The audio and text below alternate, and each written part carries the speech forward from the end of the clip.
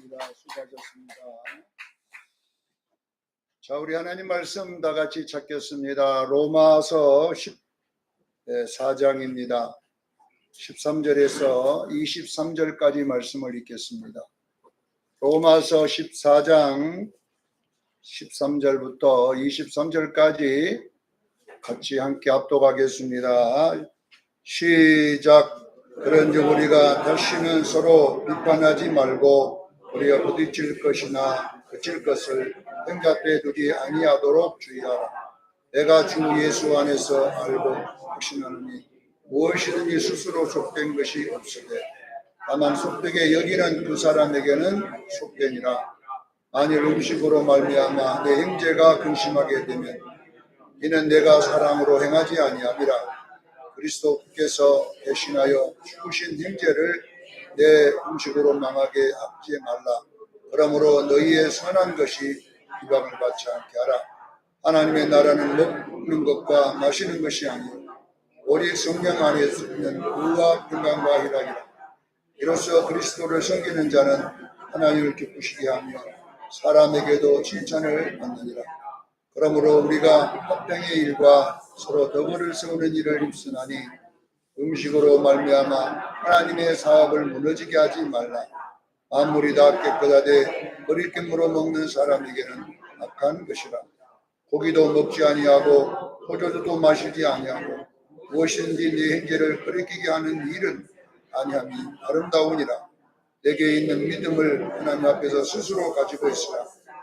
자기가 옳다 하는 바로 자기를 정죄하지 아니하는 자는 복이 있도다. 의심하고 먹는 자는 정죄되었나니 이는 믿음을 따라하지 아니하였기 때문이라. 믿음을 따라하지 아니하는 것은 다 죄니라.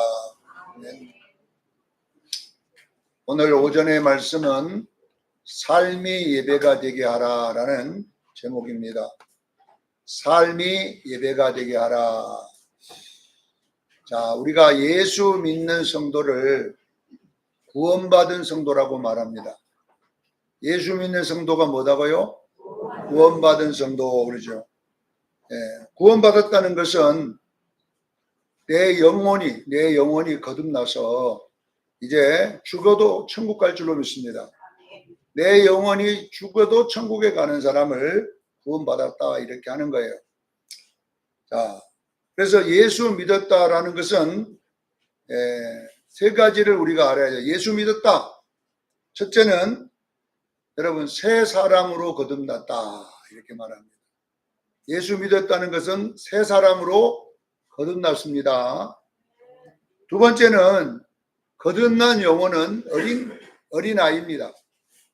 육은 어른일지라도 내 속에 있는 영은 어린아이일 줄로 믿습니다. 기억해야 되고, 자, 거듭났으면 우리는 하나님의 자녀가 되었습니다.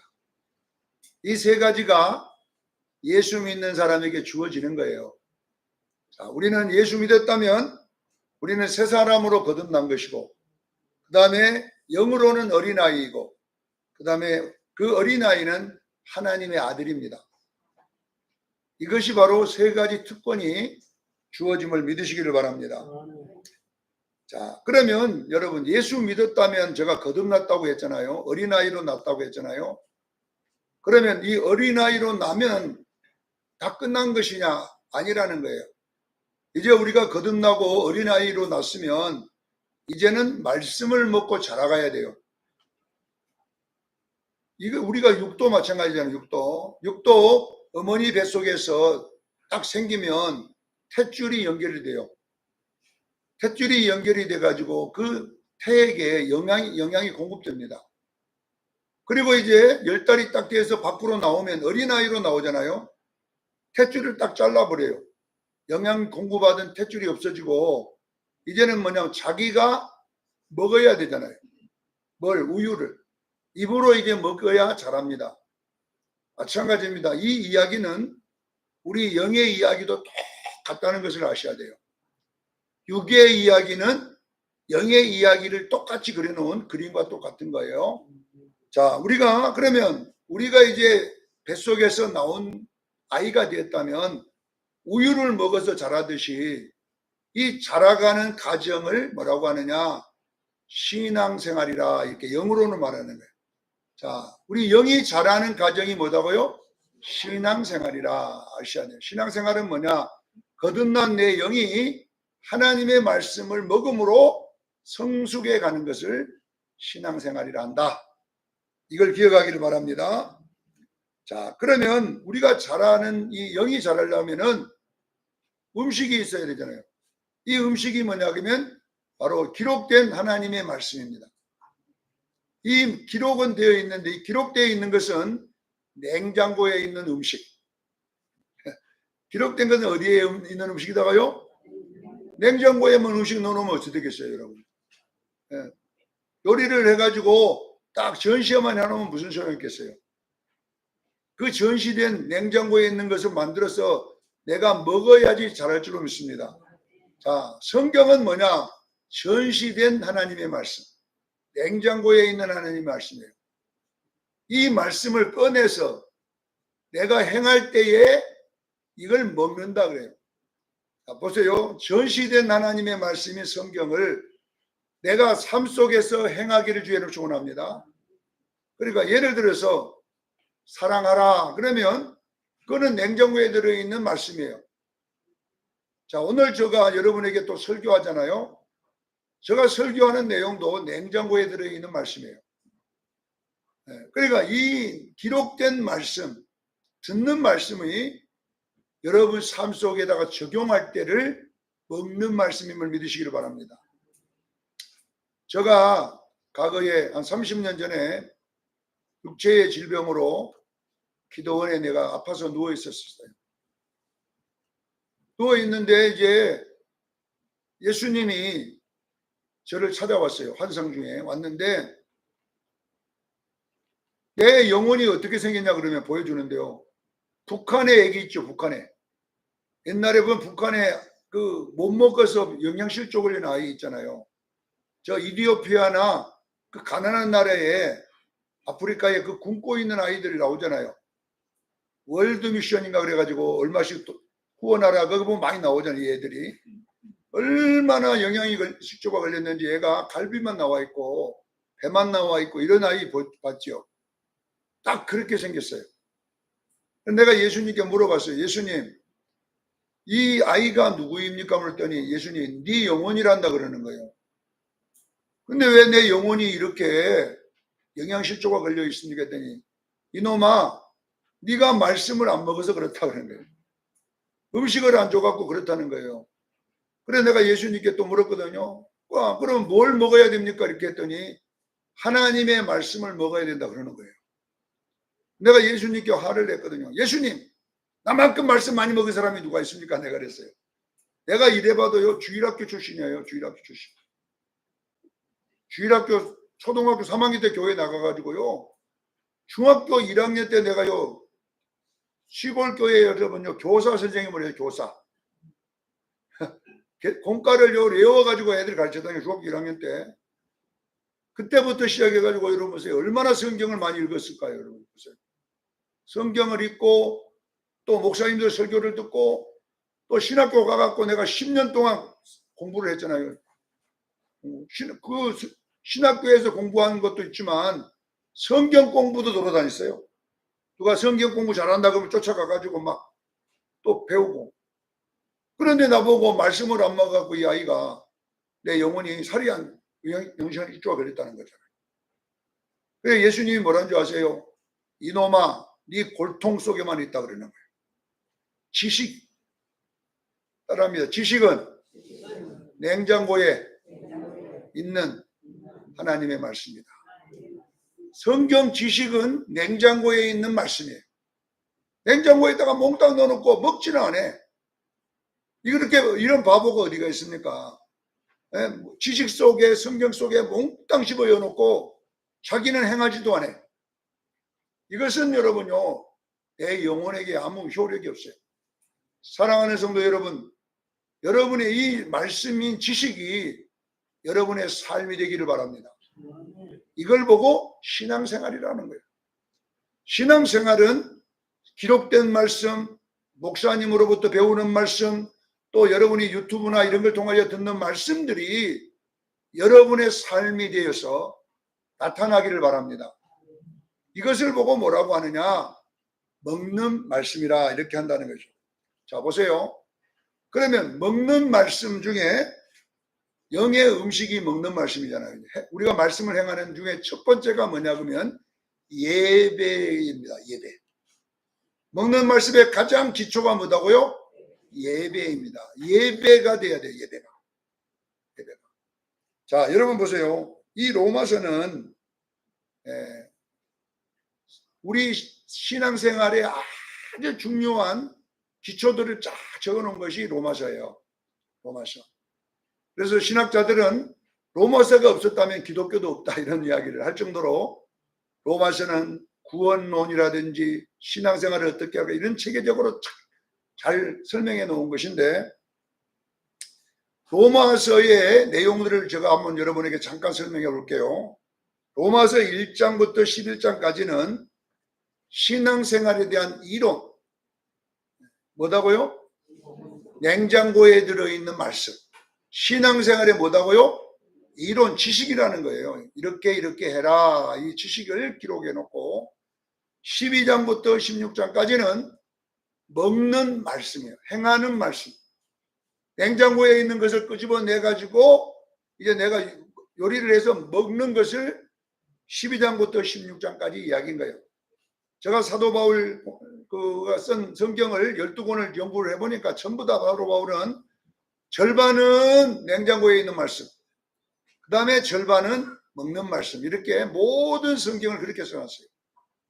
처음에는 논리적으로 이론적으로 신앙생활이라고 하면 뭐냐, 구원이라고 하는 게 뭐냐, 그 다음에는 이 구원을 내가 삶 속에 이루어라, 이렇게 딱 전부 다 그렇게 되어 있어요.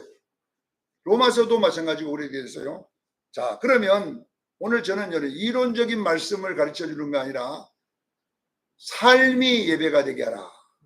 이게 무슨 이야기냐? 알겠지? 이해가 되겠지요? 삶이 예배가 되라는 말은 먹는 말씀을 말하는 거예요. 이렇게 말씀을 먹어라. 이 이야기가 이제 삶이 예배가 되게 하라. 자, 삶이 예배가 되는 이야기가 로마서 12장 1절에 기록되어 있습니다. 보세요. 행함이 예배가 되는 이 신앙생활을 사도 바울은 뭐라고 기록했냐 그러면 로마서 12장 1절에 너희 몸을, 몸이란 말은 행함을 말합니다. 아시겠지요? 너희 지식을 이렇게 하지 않고 너희 몸을 이렇게 치라요. 너희 몸을 거룩한 산, 하나님이 기뻐하시는 거룩한 산 제물로 드리라. 뭘로 드리라? 거룩한 산 제물로 드리라. 이것이 영적인 예배니라. 이렇게 되어 있어요. 자, 보세요. 냉장고에 있는 말씀이 아니라 내가 먹는 말씀이면 내 몸이란 말은 삶이 이 말이에요. 내가 몸으로 행하는 삶이 뭐라 되냐? 거룩한 뭐이더라고요? 산제물이 되게 하라. 산제물. 산제물이라는 말은 뭐냐 그러면 희생을 말하는 거예요. 모든 하나님의 말씀은 희생이라고 하는 것을 동반하고 있음을 믿으시기를 바랍니다. 여러분들이 가정에서 여러분 보세요. 설교 듣고 가가지고 희생이라고 하는 게 없어. 전부 다 자기중심적이에요. 그래갖고 내 뜻대로 안 되면 화내고 내 마음대로 안 되면 성질내고 내 마음대로 안 되면 집 나가고, 이런 것은 여러분요 옳은 말씀이 아닙니다. 우리가 하나님의 말씀이라고, 이 말씀은 산 제물이기 때문에 희생을 따른다는 것을 믿으시기를 바랍니다. 항상 말씀은 희생이라고 하는 걸 동반하고 있다라는 것이죠. 자, 몸으로 드리는 영적 예배라는 것이 뭘까? 제가 연구를 해보니까 로마서 2장 10절에 이렇게 되어 있어요. 형제를 사랑하여 서로 우애하고 존경하기를 먼저 하라. 12장 18절에 보세요. 할 수만 있거든 너희로서는 모든 사람과 더불어 뭐라고요? 제가 제일 많이 쓰는 내용이야. 화목하라 이렇게 됐어요. 자, 하나님의 말씀이 여러분에게 오면 어떤 현상이 일어나냐면요, 화목이라고 하는 것이 생길 줄로 믿습니다. 싸우는 곳에는요 말씀이 아니라 이론인 거예요. 얼마나 그러잖아요. 집에서 남편하고 아내하고 싸울 때에 둘 다 뭘 갖고 싸우면 성경 구절 갖고 싸우는 거야. 목사님이 말씀에 이렇게 하라고 했지.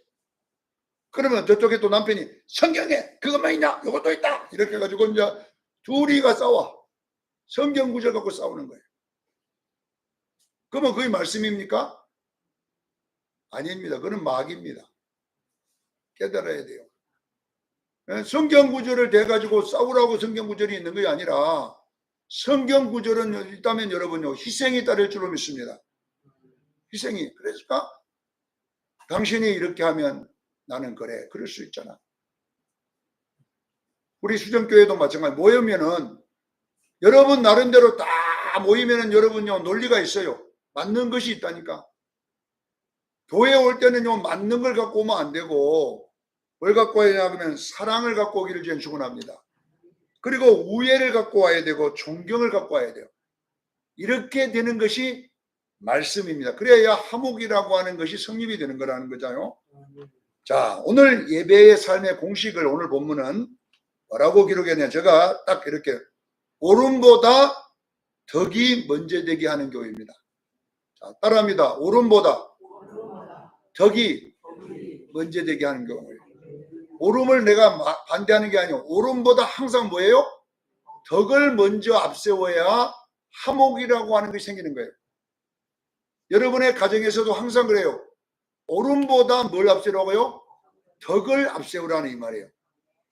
오름이 뭡니까? 내가 맞다고 하는 것이 옳은 거예요. 누가 맞은 거예요? 내가 맞다고 인정하는 것이 오름이라니까요.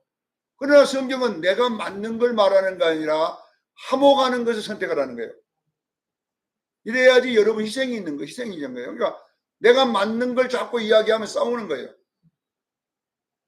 요즘요 이혼율이 여러분요 결혼을 10쌍이 하면요 7쌍이 이혼한다 그래요. 요즘은 결혼 해봤자요 이혼이 더 많아요. 여러분요 일주일에 서울의 한 구가 이혼이 돼버리는 거예요. 왜 이렇게 이혼율이 높아지는 줄 아세요? 네. 그래서 이제 조사를 했어요. 어느 학교에서 교수가 왜 이혼이 왜 이렇게 이혼하냐 실제로 보니까 이혼의 60%가 뭐 때문에 칫솔 때문에 치약 때문에 이혼한 거예요. 뭐 때문에 이혼한다고요?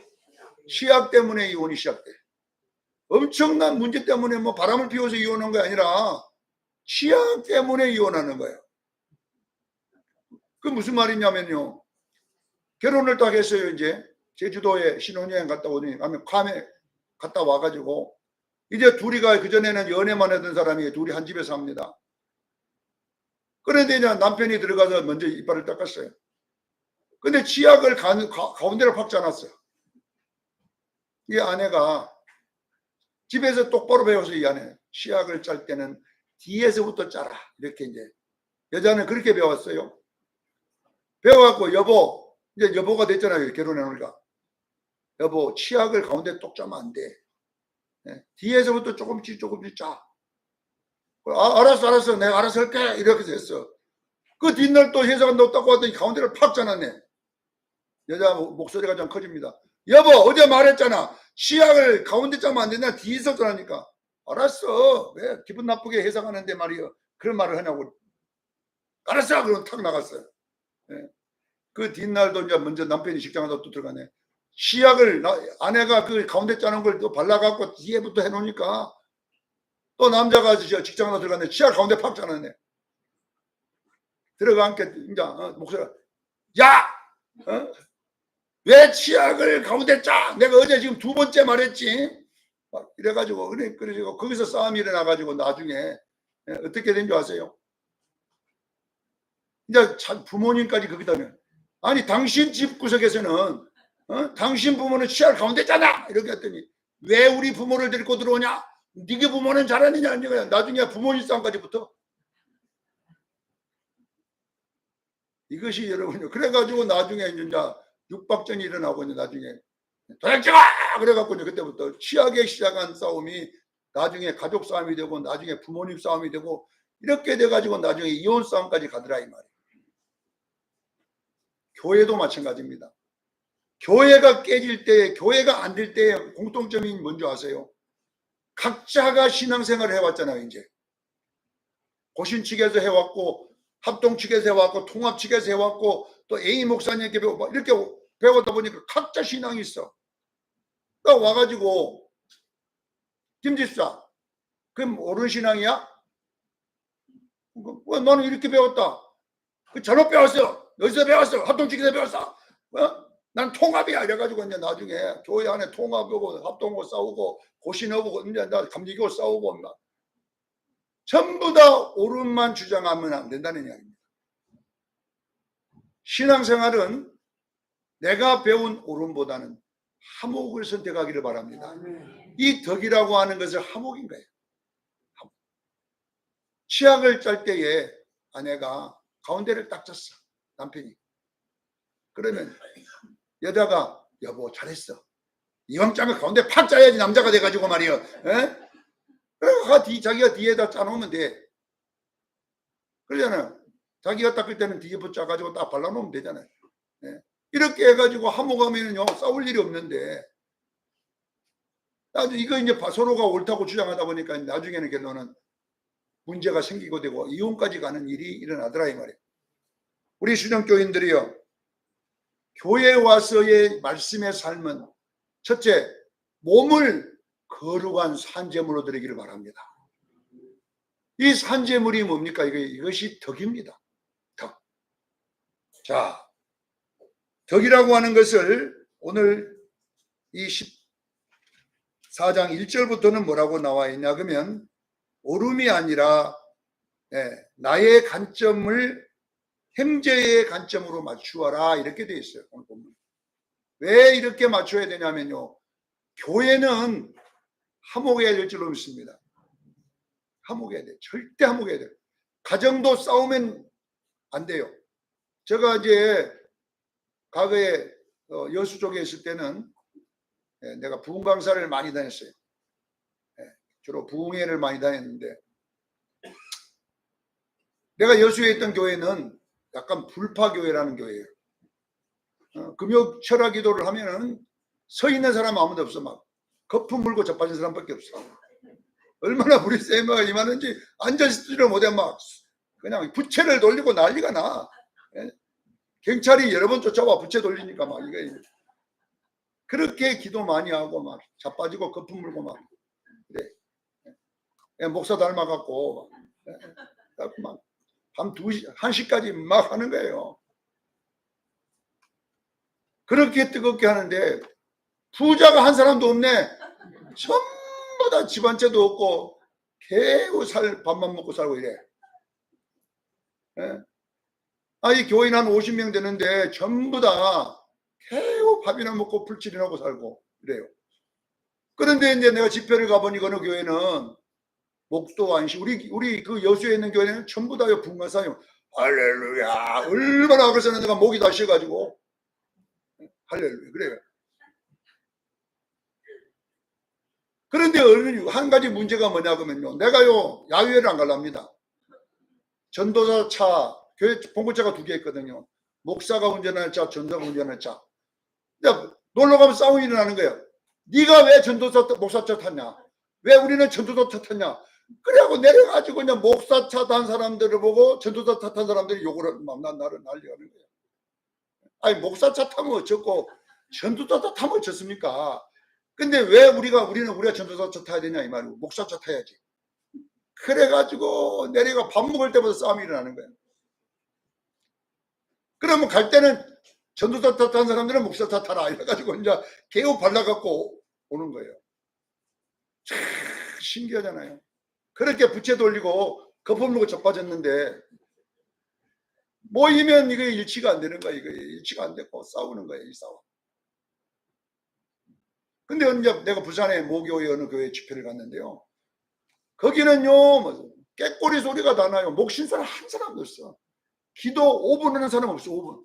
주여 쉬다. 그래 목이 쉬겠어요. 우리 여수교회는 막 쫙! 해갖고 목이 다 쉬어버리지 거기는. 근데 그 교회는 주여 소리도 안 나. 주여도요. 그러고 하니까 그러니 뭐 그 조용하더라고.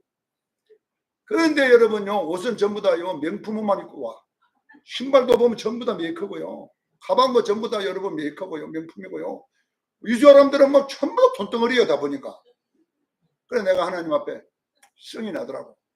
하나님 겁 물고 자빠지는 이 동네는 밥도 굶고 있고, 저기에 소리도 안 내고 5분 뿌지 기도하는 데는 저렇게 명품만 차고 다니는데 내가 열받아서 못 하겠습니다 하고, 내가 하나님은 무슨 불공평한 하나님입니까 하고 악을 썼더니, 하나님이 뭐라는 줄 아세요? 그 교회는 성품이 좋지 않냐. 그렇게 주야만 해도 모이면 서로 좋은 이야기만 한다는 거예요. 모이면 화목하고 모이면 서로 협조하고, 그러니 싸울 일이 없다는 거예요. 근데 네 교회는 겁부물고 자빠지기는 하지만은 모이면 싸우는 거예요. 모이면 싸워. 네가 옳네, 내가 옳네, 내가 받은 답이 옳네, 네가 받은 답이 옳네. 뭐 서로가 맨날 이질해서 고 있으니 내가 너에게 어떻게 복을 주냐. 사랑하는 성도 여러분, 우리는요 옳음보다 덕이 앞세우기를 주님 축원합니다. 이것이 말씀의 삶입니다. 그래서 여러분, 이 14장 1절에 믿음이 약한 자의 의견을 비판하지 말고, 채소만 먹는 어린 자를 업신여기지 말고, 10절에 그들을 업신여기지 말고, 그들의 영역을 침범하지 말고, 그들을 너희들이 함부로 하면 내가 심판대 앞에 서리라 이 말씀. 여러분요, 8절로 9절에 우리 예수님은요 우리를 대할 때 옳음보다 우리를 살려주는 쪽을 선택했음을 믿으시길 바랍니다. 하나님이 우리 옳음으로 다가왔으면 우리 다 죽어야 돼요. 다 지옥 가야 돼요. 그러나 하나님은요 살려주려고 자기가 희생했음을 믿으시길 바랍니다. 예수님이 십자가에서 거룩한 산제물로 드려졌기 때문에 하나님과 우리가 화목하게 되고, 우리가 하늘을 가는 밝은 길이 열렸잖아요. 그러면 우리가 먼저 믿는 우리가, 중직자라는 우리가 뭐하러 교회에 모이겠습니까? 뭐하러? 옳음을 주장하려고 대말 이라고 시험이나 주려고 모였냐 이 말이에요. 우리는 여러분 그런 거 하라고 모인 게 아니라니까요. 오늘 우리는 여러분 따뜻하게 대화 주시고, 할렐루야, 서로를 여러분 불쌍히 여기고 서로를 높여주고, 이렇게 해서 그들이 수련교회 안에 와서 신앙생활 잘하도록 돕는 역할임을 믿으시기를 바랍니다. 그렇게 하기 위해서는 희생이 필요하잖아요. 희생이. 그래서 오늘 몇 가지로 간단하게 제가 3가지 원리를 소개합니다. 첫째, 교인으로 보지 말고 작은 예수로 보라는 거예요. 여러분요 교인으로 보면 안 되고 믿음이 약한 자를 예수로 보기를 저는 축원합니다. 그래서 형제라는 단어가 계속 4번이나 반복. 형제라는 이야기가 왜 형제겠습니까? 예수님이 낳은 아들들이기 때문에. 형제라는 단어 속에는 뭐냐 그러면 예수라는 말과 똑같은 거예요. 자, 여러분 옆에 있는 모든 사람들을 예수로 보는 눈이 열리기를 바랍니다. 예수구나. 그 예수님이 여러분요 우리가 좋아하는 예수가 아니라니까요. 우리 옆에 있는 예수는 까다로운 예수, 내가 조금 싫은 예수, 이런 예수로 내 곁에 있기 때문에 우리가 여러분 희생을 하지 아니하면 옳은 예수를 섬길 수 없습니다. 마태복음 25장 40절로 45절에 작은 예수라고 했어요. 이 소자가 작은 예수다. 너희가 이 소자에게 한 것이 나 예수에게 한 것이다. 예수에게 하지 않는 것은 뭐냐? 이 소자에게 하지 않는 것이다. 이것이 염소다, 이렇게 이야기잖아요. 사랑하는 성도 여러분, 교회에 와서는 옳음으로 보게 되면 여러분 사람으로 보입니다. 그러나 작은 예수로 보이기를 주님 축원합니다. 예수님이구나. 예수님이기 때문에 내가 희생할 수밖에 없어요. 거룩한 산제물로 내 육체를 드리는 것밖에 없어요. 자, 2번째 원리를 소개합니다. 13절로 17절에 여기는 제가 지금까지 설명한 내용이에요. 옳음보다 덕을 형제에게 사용하라 이 말이에요. 항상 가정에서도 옳음보다 뭘 세우라고요? 덕을 세우라. 살려주라. 어떻게 하면 내 아내가 힘을 얻을까? 어떻게 하면 내 아내가 용기를 얻을까? 나의 작은 칭찬 한마디가 사람을 살릴 줄 믿습니다. 옛날에 어느 목사님이 부흥에 와갖고 간증을 하는 걸 들어보니까 이름만 되면 다 아는 분이에요. 한신측인데 그 유명한 한신측의 제일로 큰 교회 목사님인데 자기가 전도사 때에 시골교회 목회를 하는데요. 성도들이 은혜를 못 받는 거예요. 그래가지고 매일 전도사가 말이야 설교도 저래가지고 이런 소리만 들어서 나는 목사로서 나는 이 하나님의 종으로 자격이 없다. 그래가지고 새벽에 크게 총각대인데 그때 보따리 싸고 도망을 갔는데 그때의 교회에 3개월 나온 집사님 성도님 한 분 있었어요. 교회 3개월밖에 안 됐다니까 나온 제가. 보따리 싸고 새벽에 가는데 새벽기만 끝나고 이제 도망을 가는 거예요. 이제 교회 도망가는 거예요. 근데 저 밭에서 이 성도님이 일하다가 전도사를 보고 전도사님! 그랬더니 뛰어오는 거예요. 어디 가십니까? 제가 이제 내가 너무나 이 교회에 안 맞고 나는 목사 아들 자격도 없고 나는 안 나갑니다. 그래서 가니까 성도님 좋은 전도사님 올 테니까 그렇게 하라고 했더니 엉망 울면서 전도사님 나는 전도사님 가면 나 죽어요. 나는 전도사님 때문에 은혜 받고 살아요. 내가 사는 것이 뭔데 전도사님 얼굴 보고 예배 이렇게 막 울고 그때 깨달은 거야. 내가 내 때문에 사는 사람이 하나 있구나. 그리고 보따리를 싸가지고 다시 교회로 들어가서 목회자가 돼가지고 서울의 제일로 큰 비장치교회 목사가 됐는데요. 그 목사님 뭐라냐 지금까지도 자기 살아있을 때 돌아가셨죠. 자기는 명절날 부모님 뵈러 안 간가 그 집사님 무덤에 간대요. 명절마다 그 집사님 무덤에 가갖고 집사님 감사합니다. 당신이 없었으면 오늘날 이중표라고 하는 사람은 없습니다. 당신이 나의 던진 그 한마디가 전도사님 없으면 나 죽습니다. 이 말 한마디 때문에 내가 오늘 기장직 교회 제일로 큰 교회 목사가 되었습니다. 이렇게 합니다. 사랑하는 성도 여러분, 우리가 먼저 믿는 우리가 믿음이 있는 우리가 한마디 때문에 영혼이 살아나는 이것이 덕입니다. 남편의 한마디 때문에 아내가 살고 아내의 한마디 때문에 남편이 살아나는 이것이 뭐냐 그러면 말씀으로 사는 축복임을 꼭 기억하기를 바랍니다. 그래서 세 번째 덕의 원리가 18절 21절에 무엇이 옳으냐보다 좋은 관계를 어떻게 가질 거냐에 대해 최선을 다해야 돼요. 무엇이 옳으냐 하고 싸우지 말고 어떻게 하면 서로 화목하고 살 것인가. 이것이 뭐냐 그러면요. 하나님 나라는 먹고 마심이라고 하는 것은 옳음을 주장하는 내가 나는 이게 맞다. 이게 틀리다. 이걸 먹고 마심이라고 했어요. 교회는 먹고 마심에 있는 게 아니라 오름에 있는 것이 아니라 의와 평강과 희락이 있음을 믿으시길 바랍니다.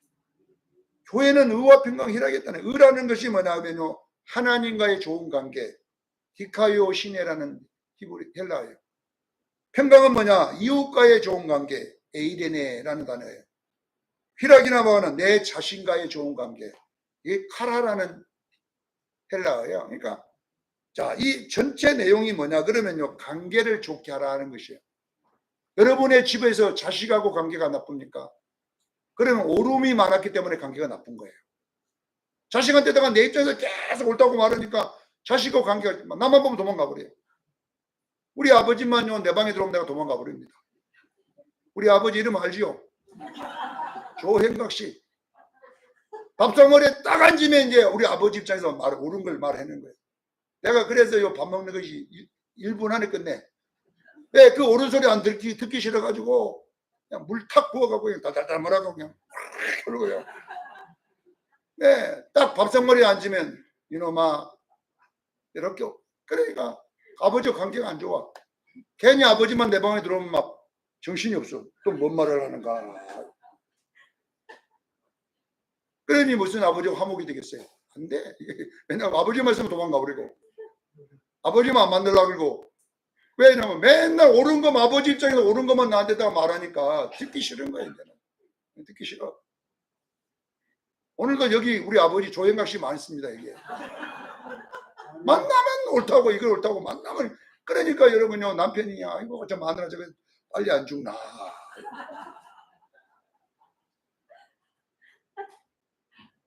오늘 본문에 보니까 뭐냐, 무엇이 옳으냐보다 하나님 나라 교회는 의와 평강과 희락이니라. 좋은 관계니라 그랬습니다. 사랑하는 성도 여러분, 좋은 관계는 여러분요, 나를 위로해 주는 사람한테 좋아요. 할렐루야. 따뜻한 사람이 좋잖아요. 찬 사람이 싫어요. 여러분 추워 죽겠는데 여러분이 얼음 갖다 놓으면 그거 가겠습니까? 날로 딱 피워놔야지. 오지 말아도 탁 붙어야 그것부터. 만나기만 만나면 오른소리만 바짝바짝바짝하고 차대차면요 그 사람 만나기 싫은 거예요. 거룩한 삶의 예배는 뭐냐, 옳은 예배보다 따뜻한 예배 되기를 바랍니다. 내가 말하면 무엇이든 이해해주고, 내가 말하면 무엇이든지 받아주고, 그래 맞아 이렇게 받아주는 사람한테 전화하고 싶지. 전화하면 알았어, 그거 아닌데 딱 끊어버리면 전화하겠어요 여러분요. 우리 수양교인들은 항상 삶이 예배가 되는 것은 뭐냐, 무엇이 옳으냐보다 좋은 관계를 어떻게 맺느냐, 여기에 포인트를 두기를 바랍니다. 이렇게 하면 여러분의 삶 가정이 얼마나 좋아지는지 몰라요. 그렇게 될 때에 물질의 복이 열 줄로 믿습니다. 우리 수정교인들이요, 우리 교회도 물질복 받아야 되잖아요. 가정마다 잘 돼야 되잖아요. 이제 교회 올 때에 몸을, 삶을 예배로 드리기를 바랍니다. 좋은 소리, 힘드는 소리 한마디 해줬어. 기분 좋아지고 교회 가면 가고 싶고, 이런 아름다운 교회가 되기를 예수 이름으로 축원합니다. 기도하겠습니다.